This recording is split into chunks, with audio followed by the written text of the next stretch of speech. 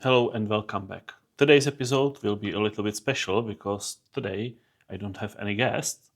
It's just me and you, and I will tell you everything about how I got into software engineering. So stay with me, I'm going to be right back.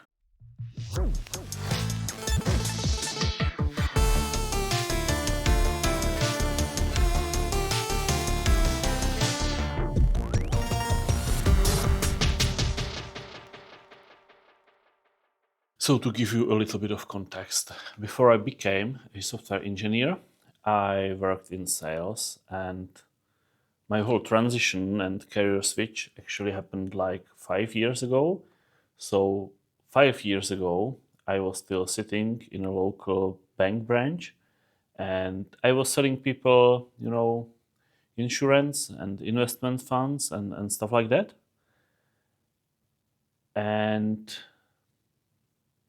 I knew almost nothing about coding. I mean, it was a little tiny hobby for me, and I sometimes used to code like tiny, uh, tiny command line applications, but it was so far from real like programming and like the real job. It was just really very simple stuff and over the time I realized that I really enjoy it, but I never dared to dream that I could do that for a living one day.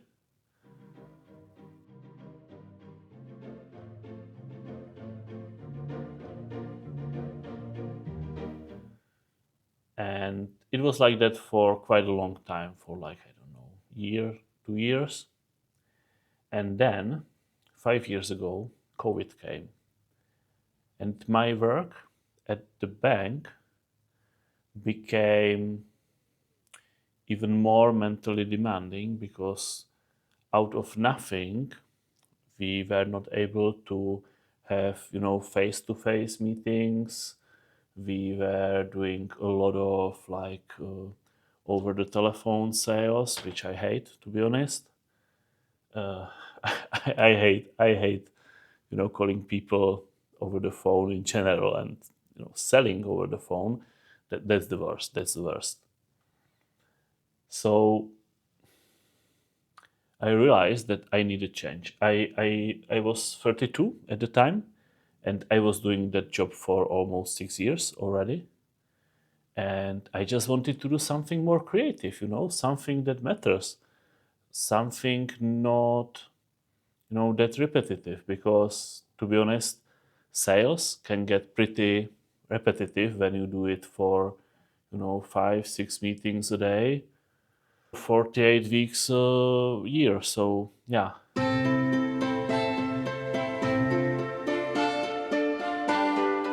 So as I said, COVID came, and I didn't dare to dream about career change at the time.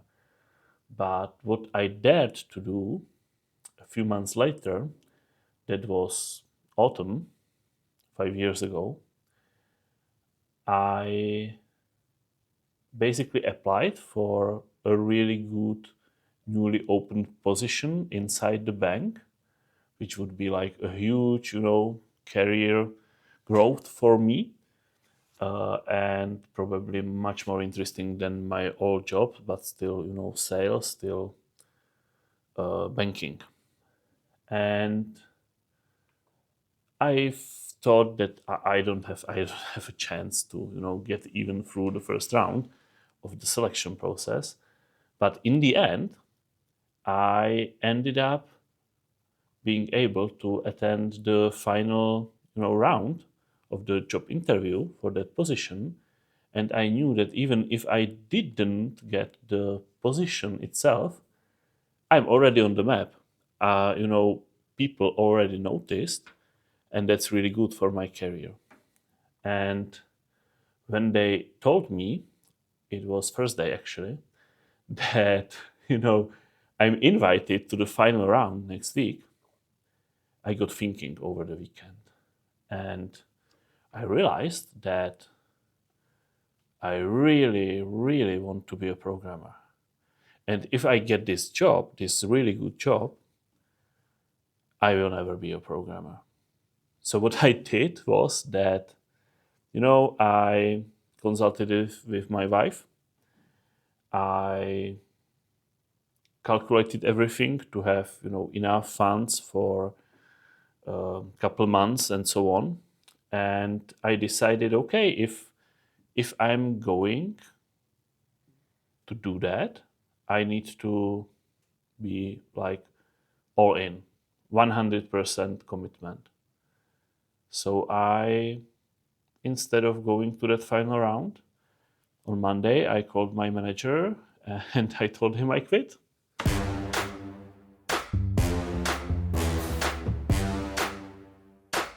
So where were we?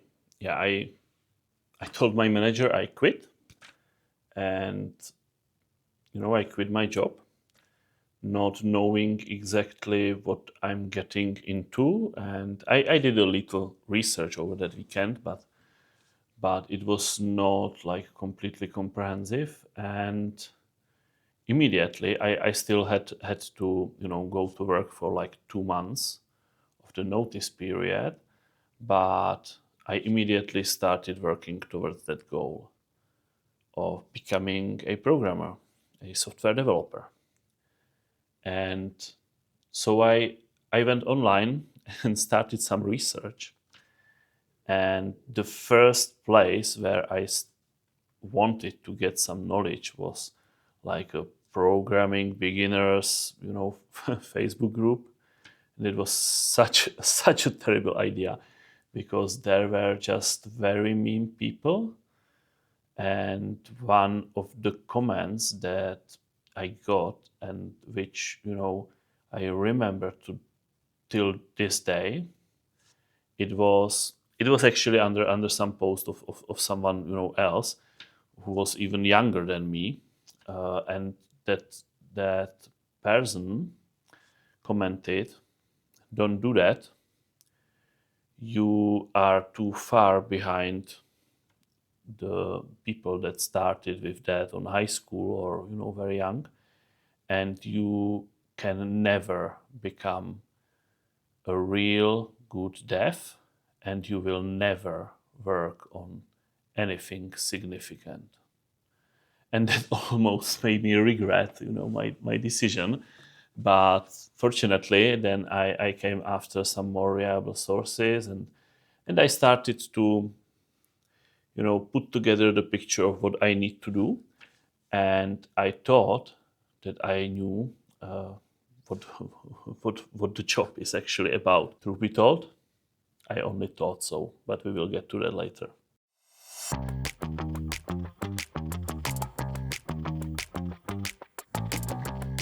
So first thing, time. How much time does it actually take to get to the entry level, programming knowledge or entry level skill level? From what I researched online, I realized that it's the most common advice was to approach it similar to learning a new language. And to learn a new language, to some extent, the amount of time recommended is like in hundreds of hours, something like 800 hours. So I knew that you know I will need something like 1,000 hours of work put in to get to like solid entry level of skill and knowledge. And 1,000 hours is a lot. And that was the reason why I actually decided to quit my job and deep dive full time, because 1 hour a day, 1,000 hours are 3 years. But if you actually manage to do it like 10 hours a day, then it's something like, I don't know, 3-4 months, right? So with that mindset, I then thought, okay, so but how do I know what I need to learn actually? Because if there is one problem today, it's that there is too much information there is too many sources. There is a lot of conflicting information, and it's really hard to get through it when you need to reliably learn something new in some limited amount of time. So what I did was, okay, I need to sign up to some kind of boot camp or retraining program.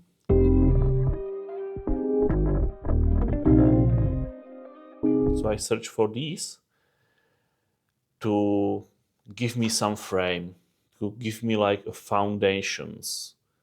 And then I thought, okay, if I will have these foundations, I can learn whatever around these foundations, but I need these foundations. So long story short, I found out an offer from like a local university in different city than I live, but it didn't matter because it was still COVID and everything was remote. And they did a really good like retraining program, object-oriented programming, databases, web applications, and so on. And it was something like 350 hours of training in total uh, across like 4 months. So, and it was, and one of the advantages was that it was actually for the fraction of like commercial, uh, boot camps and trainings cost, because it did cost like one third of the usual cost in like commercial, offerings. So I went for it, and before I was even accepted, I had to do like a ton of homeworks and to prove that I really mean it. And I started with that retraining program, and that you know marked the beginning of my software engineering journey. I basically approach it as a full-time job. So my usual days were like, and I must know that I had a small kid at the time, like 2 years old, and I did it all with wife at home and small kid. So it was a little bit of the risk, right? Because I was the main money maker at the time. But back to business, my usual days were like, in the morning, I I started with the training, if it was a training day, because the training from the university was like Mondays, Wednesdays, and Fridays, and Tuesdays and Thursdays it was like homework days. And when I finished all work that was mandatory for the retraining program, I then did some stuff on my own. I first I usually tried some like exercises and katas like lead code and so on. And later on, I actually tried to build some stuff. And when I look back, it's pretty terrible. But at the time, I thought like on the top of the world, because I was able to build something. And these were my days, like usually like 12, sometimes 14 hours a day, Monday to Friday, and then also sometimes in weekends, but in evenings and stuff like that. And yeah, I did that for a few months.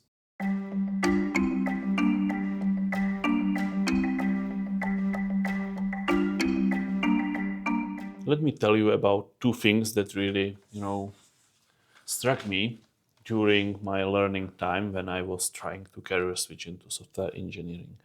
So first thing you should always realize is that if you start feeling like the best, most prepared, the smartest, the most easygoing, person in the room, you are probably in the wrong room. I was quite quickly among the let's say, top students of the retraining program. And that gave me, this false confidence that, I'm actually really getting into it, and I'm probably, good at it.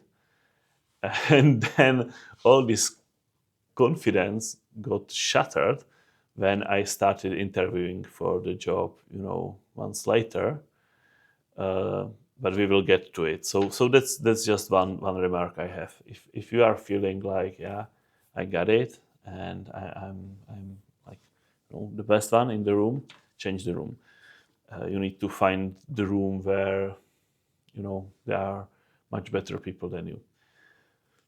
And the second thing, which was really important, and which basically laid the foundations for me for later on to grow quickly, was that I really wanted to also explore, like, what is this job about? Like, what is the craft about? Like, what makes a good programmer? What makes a good developer?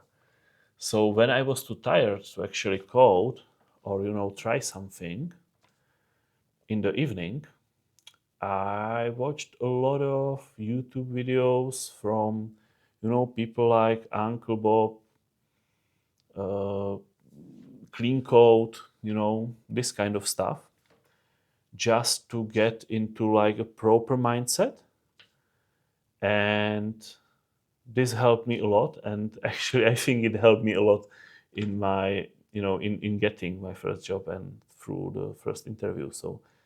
So don't underestimate also like soft stuff, like people skills, like the mindset stuff, to really get into what makes a professional, and try to find the good sources for that. That would be my advice if you are doing such transitions. And some of the advices from like a Clean Code by Uncle Bob, Robert C. Martin, is something that I have in mind, the whole time. I'm doing this job for 4 years now. And one thing that helped me maybe the most was, it's in the beginning of the Clean Code, I think. It's something like, if you are building a software for rockets, you need to become half rocket engineer. It's really important to understand your domain if you are building software in that domain. And this actually what helped me in the beginning of my job. But I think we will cover my junior time and my work time some other episode. But just keep that in mind, that mindset is important.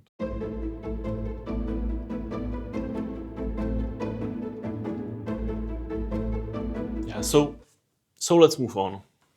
I spent some months in that retraining program. I was learning a lot, and one final piece of the puzzle was to actually find that first software development job, right? And what I really liked about that retraining program was that things like, getting your LinkedIn profile ready, getting your CV ready, and all this packaging around, and all this like advertise yourself package was part of this retraining program. They helped us, polish our resumes and so on, and they helped us, prepare for like interviews.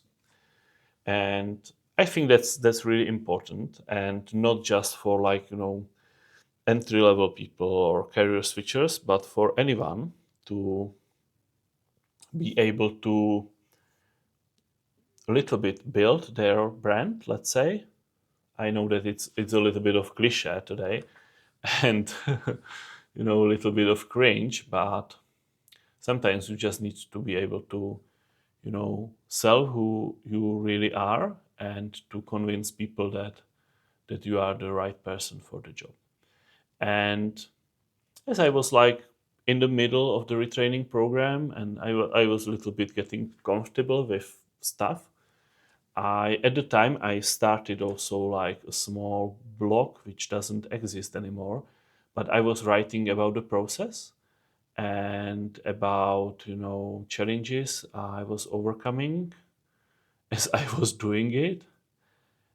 And in the end, I think this was the second piece of puzzle which actually helped me to land my first job. Just to summarize that, I think the most challenging part, and this was 5 years ago, is the amount of time that you need and to actually do the right stuff, right? And then you just needed a little bit of luck. I think it can be very different today with much less companies, hiring junior or entry level devs. And yeah, if you are on that path, good luck and let me know. I'm always encouraged by by the successful stories of others, and who knows, if you are in that process of getting into software engineering, maybe let me know and we can do a podcast episode together. It would be good to you know offer the fresh current perspective of that career change to the others. May bring some value.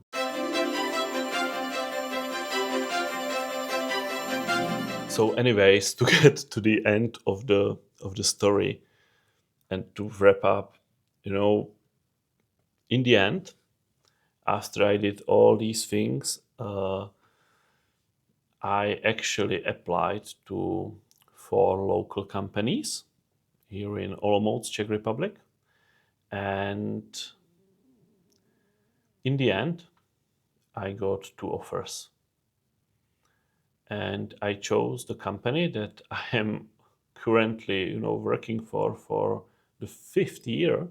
So I'm no job hopper. I don't know if that's good or bad, but yeah, I'm pretty happy, and I'm still working for them, and yeah, it all worked out.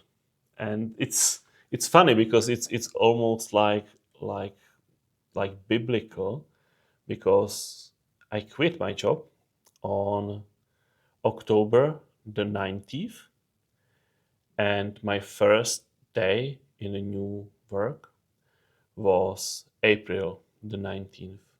So exactly 6 months after I quit my job, I went first time into my new software engineering job. And the first day was horrible. I just came there, and